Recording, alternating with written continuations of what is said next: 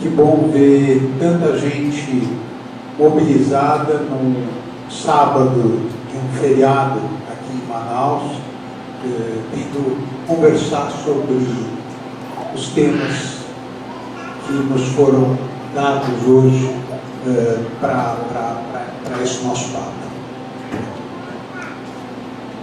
O Brasil não precisa de uma economia um pouco menos predatória do que ela vem sendo. O mundo não pode se satisfazer com a ideia de que a gente tem que ser um pouco mais cuidadoso, um pouco mais sustentável, algumas pessoas dizem. Nós precisamos de duas expressões que, a meu ver, são cruciais. Primeiro, nós precisamos transitar de uma economia que tem sido até aqui uma economia da destruição da natureza para uma economia do conhecimento da natureza. A ideia de uma economia do conhecimento da natureza, ela envolve, de um lado, fazer exatamente o contrário do que esse governo está fazendo. Ou seja, em vez de cortar o dinheiro da ciência, ao contrário, tem que ampliar o dinheiro da ciência. Nós tínhamos, algumas décadas atrás, um nível de investimento em ciência e tecnologia, nós, Brasil e América Latina, que era mais ou menos a metade dos países do leste asiático.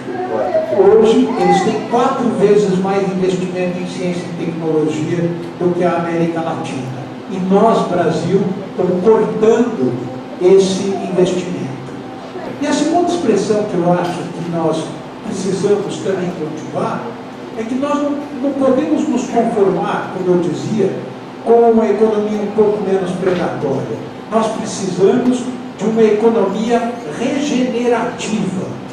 Nós precisamos de uma agricultura regenerativa. Nós precisamos de atividades em que a maneira como a sociedade usa os recursos, o conjunto dos recursos de que dispõe, essa utilização não deve visar apenas a produção de bens e serviços, mas ela tem que visar a nossa responsabilidade com relação a nós mesmos e com relação às gerações futuras, que esta utilização dos recursos dos quais nós dispomos, ela tem que contribuir para regenerar os tecidos socioambientais que até aqui o crescimento econômico tem sistematicamente destruído. Eu aprendi com o Instituto Socioambiental que socioambiental não tem traço de união. Socioambiental é uma palavra só, é uma coisa só. Não existe problema social que não seja ambiental e não existe problema ambiental que não seja social. E não existe problema socioambiental que não seja, ao mesmo tempo, econômico e cultural. Do que nós estamos falando quando nós falamos de economia regenerativa? Que tecidos nós queremos reestruturar, regenerar? O primeiro tecido que nós queremos regenerar, reestruturar, nos leva a ter um foco essencial e muito concentrado na redução das desigualdades, no plural.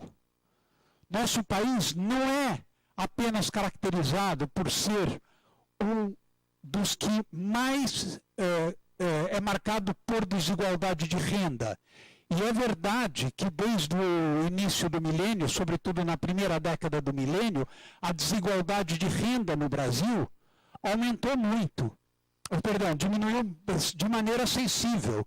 A renda, os economistas mostram que a renda durante os 10 primeiros anos do século XXI, no Brasil, a renda dos mais pobres cresceu a uma velocidade chinesa, enquanto que a renda dos mais ricos nem de longe acompanhou isso.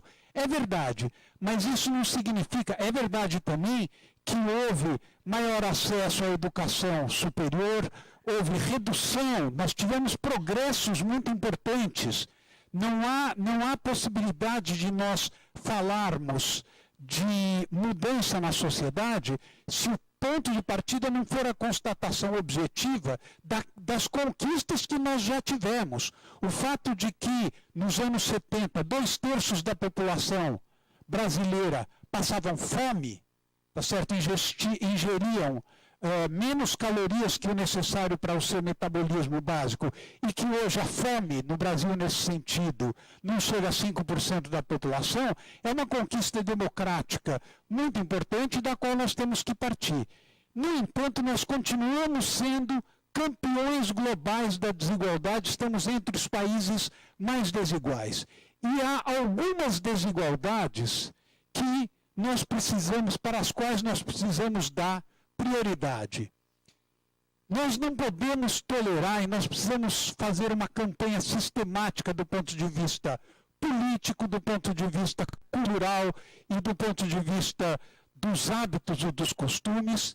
Nós precisamos combater de maneira muito clara esta estupidez em que se converteu a guerra às drogas. A guerra às drogas no Brasil, na América Latina e no mundo, é reconhecida pelo presidente Fernando Henrique Cardoso, por Bill Clinton, pelo ex-presidente do México, pelo ex-presidente da Colômbia, como um dos maiores fracassos do fim do século XX, onde se gastou uma fortuna e cujo resultado no nosso país é o fato de que nós nos convertemos na 4ª população carcerária mundial. Nós somos hoje os campeões mundiais de assassinatos por armas de fogo. Matam-se no Brasil 60 mil pessoas por ano. Isso corresponde numa guerra contemporânea em que se mate tanto como no Brasil. E quem morre são os jovens negros de periferias atingidos por políticas equivocadas que dão base a um moralismo completamente sem fundamento e que justificam, inclusive, um poder político extremamente perigoso para o nosso país. A Adriana dizia com relação à bancada ruralista que a bancada ruralista não é feita por produtores agropecuários modernos, esclarecidos e que estão tentando levar adiante empreendimentos agropecuários. A bancada ruralista é muito pior do que a média, digamos assim, da mentalidade daqueles que vivem no meio rural, que nem de longe compartilham com a mentalidade atrasada e primitiva dos parlamentares que supostamente os representam. O mesmo nós podemos dizer da bancada evangélica. A bancada evangélica traz para a pauta do país um conjunto de reivindicações que os evangélicos que eu conheço nem de longe compartilham, com perseguição a jovens, com perseguição a mulheres. E isso que foi feito agora no Brasil, de endurecer a lei do aborto, isso é contra. Não, isso não é uma medida a favor da vida, isso é uma medida contra os pobres. Então a primeira desigualdade que nós temos que combater é a desigualdade em que políticas supostamente corretivas de males como a droga, males como o aborto, porque ninguém pode imaginar que o aborto seja um bem, que políticas corretivas desses males possam ser feitas por meio da polícia, da repressão e da discriminação. O resultado disso é que os jovens nas nossas periferias vivem uma situação de medo, as polícias que quando chegam nas periferias, chegam sob a forma de ameaça às populações locais e não de solidariedade e de defesa das populações locais, e isso é uma obrigação que nós temos que mudar de maneira muito incisiva e muito forte. Valorizar os territórios periféricos das nossas regiões metropolitanas é a condição para que os jovens sejam protagonistas dos avanços científicos e tecnológicos que as nossas sociedades precisam. Não é possível nós imaginarmos que a juventude vai se envolver com ciência e tecnologia quando a sua preocupação básica é que ela está andando na rua e ela recebe uma batida policial pela cor da sua pele, pela sua aparência e pelo aspecto físico que ela tem. Isso precisa mudar no país e nós precisamos, durante esse período eleitoral, aproveitar muito claramente a campanha para denunciar esse cinismo que caracteriza hoje o discurso político dominante. A segunda, quando se fala em economia regenerativa, o segundo tecido que tem que ser regenerado é o tecido que constitui os nossos bens comuns. O que são os nossos bens comuns? Nossos bens comuns são a atmosfera que nós respiramos, as florestas das quais nós dependemos e onde se concentra a nossa biodiversidade, os nossos oceanos, mas também as nossas praças públicas. E isso é fundamental. E muitas vezes, quando nós falamos isso é fundamental, e a Adriana mencionou bem, a quantidade imensa de conflitos que existem, por exemplo, em torno das florestas que com muita frequência vêm sendo ocupadas ilegalmente, e uma vez ocupadas e destruídas ilegalmente, cria-se a situação de fato e cria-se a opção. Graças a essa bancada ruralista, que representa muito mais interesses patrimoniais do que uma visão de futuro, de fato, da agricultura, graças a essa bancada se criam pressões para que as ilegalidades que levaram à privatização dessas terras sejam reconhecidas legalmente. O que aconteceu em Jamanchim foi exatamente isso, e os exemplos nesse sentido não se limitam, evidentemente, a Jamanchim. Mas nós também precisamos ficar atentos, e eu vou falar disso muito rapidamente, não é exatamente o tema aqui, a um bem comum da humanidade muito importante, que é a internet. A internet também está sendo usada de uma maneira que não corresponde aos objetivos daqueles que criaram a internet. Quando a internet foi inventada num laboratório na Suíça por um britânico chamado Sir Tim Berners-Lee, ela foi criada para ser um bem livre, para facilitar a nossa comunicação, e não para fazer com que a gente fique viciado em ficar o tempo todo no Facebook e em outras mídias sociais. Por que eu estou falando isso? Porque a utilização das mídias sociais durante o período eleitoral é uma das maiores ameaças que nós temos sobre a nossa vida cívica e sobre a nossa democracia. A eleição de Donald Trump, o Brexit na Inglaterra e, em países do leste europeu, a ascensão da extrema-direita, ela se apoia em grande parte numa utilização das mídias sociais que, repito, ameaça a democracia, e não foi para isso que a internet foi criada. Nós precisamos, numa economia regenerativa, nós precisamos regenerar os nossos e revalorizar os nossos bens públicos, e entre esses bens públicos está, evidentemente, a internet. Um quadro para pensar propostas no sentido do que é uma economia regenerativa me parece ser um quadro proposto, sugerido por um grupo internacional que trabalha sobre mudanças climáticas. Esse grupo propõe 3 grandes vetores para nós pensarmos os 3 grandes sistemas da vida social. Quais são os 3 grandes sistemas da vida social? São as cidades, é a energia e é o uso do solo. E quais são os 3 grandes vetores? A infraestrutura, as inovações e a maneira como nós usamos os recursos. A gente precisa fazer um cruzamento. Que tipo de infraestrutura, que tipo de inovação, que tipo de uso de recurso nós fazemos nesses 3 grandes sistemas que são cidades, energia e uso do solo. Ao apontar a maneira como nós estamos usando esses recursos hoje, de certa forma isso já compreende, já inclui as propostas de modificação. Pode não incluir o método pelo qual essas propostas vai ser levada adiante. Mas é muito importante a gente ter um diagnóstico para a gente poder saber o que a gente quer. Infraestrutura, por exemplo. Qual é a infraestrutura que o Brasil mais está cultivando neste momento? Petróleo.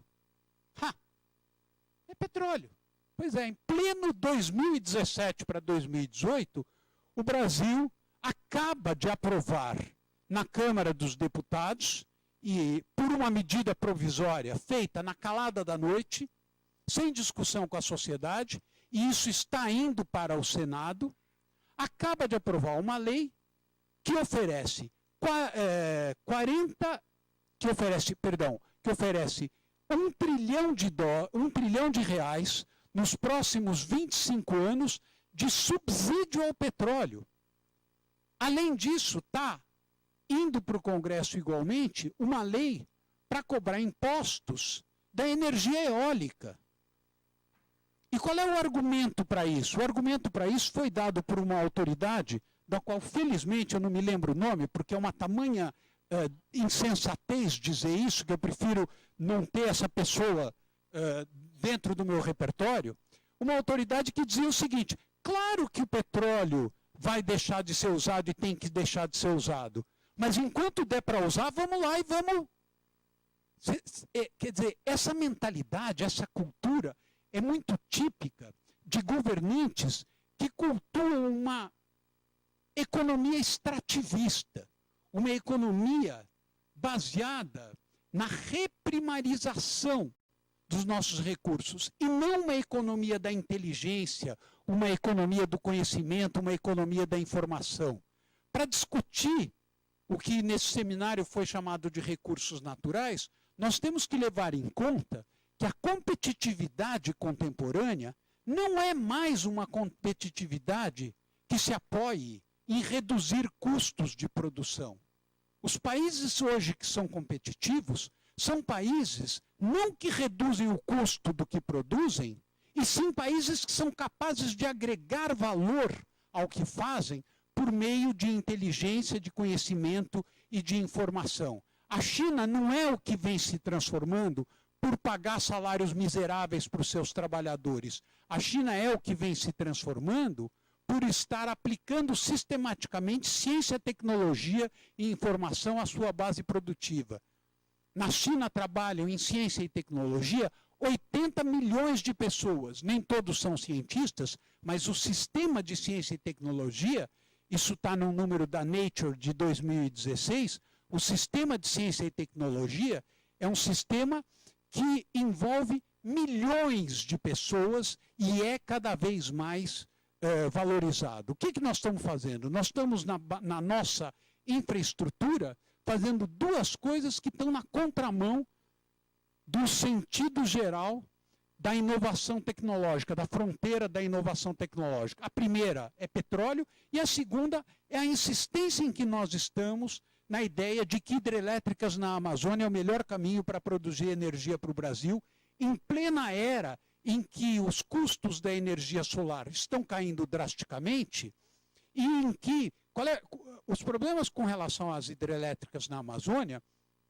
são, de um lado, socioambientais, pelos impactos que provocam nas populações locais. Eu tive o privilégio de fazer uma viagem a convite do Instituto Socioambiental, em que eu vi de perto e convivi com comunidades que estão sofrendo esses impactos, mas tem um problema adicional muito sério, que é o seguinte: hidrelétrica é uma tecnologia revolucionária e inovadora mais ou menos em 1950. Hoje em dia, as hidrelétricas sequer constam, quando se fala em tecnologias renováveis modernas, hidrelétrica não faz parte da literatura que trata de tecnologias renováveis modernas. O que eu estou dizendo aqui não é para fechar as hidrelétricas que já existem, evidentemente. Óbvio que as hidrelétricas que já existem, elas vão continuar funcionando e assim por diante. O problema é que estratégia nós temos. Para onde nós queremos ir? Nós queremos ir para onde nos leva ciência, tecnologia e informação, ou nós queremos ir para aquele caminho em que eu faço aquilo que eu já sei fazer e fico na minha zona de conforto, que é o caminho em que nós estamos. E é o caminho que nós estamos porque essa zona de conforto corresponde à consolidação de certos interesses e grupos com imensa influência no poder que continuam exercendo essa influência. Então, em matéria de infraestrutura, quando a gente pega aqueles 3 vetores, em matéria de energia, quando a gente pega que infraestrutura, que sistema de inovação e que maneira de usar os recursos, a gente vê que a gente está completamente na contramão e nós precisamos de políticas que acompanhem aquilo que a Índia, a China e os países que estão na vanguarda da inovação, para não falar dos países desenvolvidos, estão fazendo. A Índia vai fazer até 2022, entre 2015 e 2022, só em energia eólica, o correspondente a 4 Itaipus, só em energia solar, o correspondente a 4 Itaipus, e em energia eólica, o correspondente a 6 Itaipus. Quer dizer, é um esforço que esses países, a China e a Índia, estão fazendo para ser um resultado extraordinário. Segundo lugar, qual é a lógica que prevalece na nossa cidade? Em primeiro lugar, é uma lógica inteiramente carrocentrista. Continua sendo uma lógica carrocentrista. Por que é uma lógica carrocentrista? Porque o Brasil continua estimulando os automóveis e continua estimulando justamente os automóveis que se encontram, mais uma vez, na retaguarda do que é o automóvel contemporâneo. O mundo todo está eletrificando e cognificando o sistema de transporte. Mais grave do que essa insistência no automóvel como vetor de mobilidade das nossas cidades é o apartheid territorial que caracteriza as nossas cidades e que se relaciona com aquilo que eu falei ao início dessa apresentação. Esse apartheid territorial é marcado pelo fato de que as nossas cidades hoje estão vivendo processos em que as camadas de alta renda constroem condomínios fechados, privados, cada vez mais dotados de serviços e que isolam essas camadas do restante da vida na cidade. Em São Paulo existem condomínios nos quais se oferece tudo: escola, cinema, fitness, academia, etc. Aí as pessoas que moram nesse condomínio sobem no último andar da torre e olham para a cidade e dizem: puxa, essa cidade violenta, é uma coisa, né? Mas é claro que só pode ser uma cidade violenta aqueles em que os que dominam a vida social estão completamente isolados e cercados por guardas, arames farpados, verificados, etc.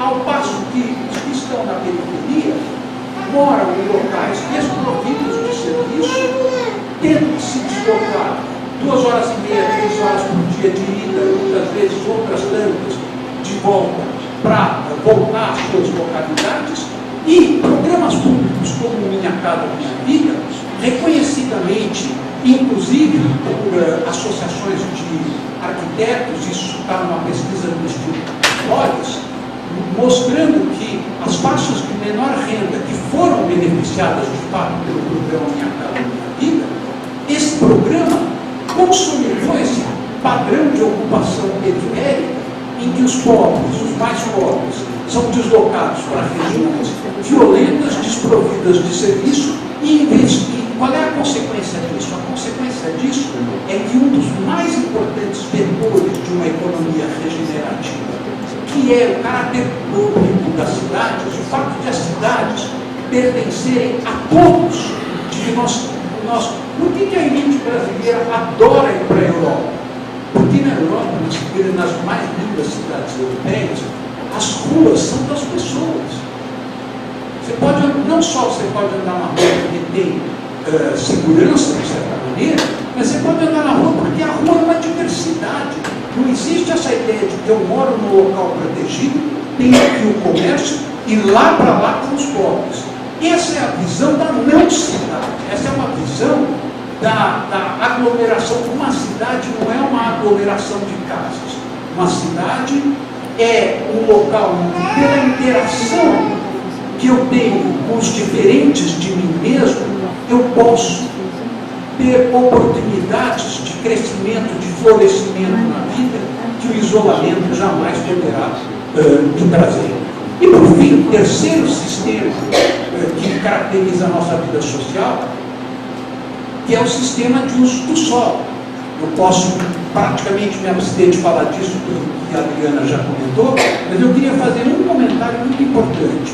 Acabou de sair, na reunião que as nações, o programa de meio ambiente das Nações Unidas teve em Nairobi, semana passada, um relatório chamado Fronteiras 2017. Esse relatório traz uma informação muito importante e, em certo sentido, alarmante. O nível de antibióticos lançados na natureza pelos sistemas agroindustriais chegou a um ponto que é hoje uma imensa ameaça à saúde pública pela resistência aos antibióticos que o consumo indiscriminado e involuntário, consumo onde? Na água, por exemplo, daquilo que nós, tá certo? E isso sistemas de saneamento não cobrem. O sistema de saneamento cobrem as coisas mais óbvias, como as bactérias fecais, algum lixo, etc. Mas nós estamos consumindo bactérias que ampliam a resistência aos antibióticos. Por quê? Porque a água tem muito antibiótico. Por que a água tem muito antibiótico? 75% dos antibióticos consumidos no mundo vem da produção animal. Por que produção animal tem tanto antibiótico? Porque os animais são criados de uma maneira que fere a sua dignidade. Nós deveríamos, como civilização, nos envergonhar do crime que sistematicamente nós cometemos contra as outras espécies ao cortar o bico das galinhas para que elas não se destruam e possam produzir os ovos que nós consumimos. Eu não estou aqui preconizando vegetarianismo, veganismo. Para mim, o melhor regime nesse sentido é aquele que preconiza o Gregório do Vivier, que é o vegetarianismo. Não tem que exagerar. Aliás, a China está indo nessa direção. O Guia Alimentar Chinês preconiza um limite ao consumo de carne, basicamente por razões ambientais. Isso significa que a própria ideia de que a agricultura, como ela existe hoje, ela é uma expressão de progresso técnico da qual nós teríamos que nos orgulhar, ela tem que levar em conta que os efeitos da maneira como estão sendo levadas adiante, como está sendo levada adiante a oferta de produtos agropecuários, traz danos para a saúde pública e para os recursos dos quais nós dependemos, que podem ser muito prejudiciais para a nossa saúde e para as gerações futuras. Em suma, eu acho que se nós quisermos pensar no tema recursos naturais, nós temos que pensar esse tema sobre a base do que deve ser uma economia do conhecimento e uma economia regenerativa. Obrigado.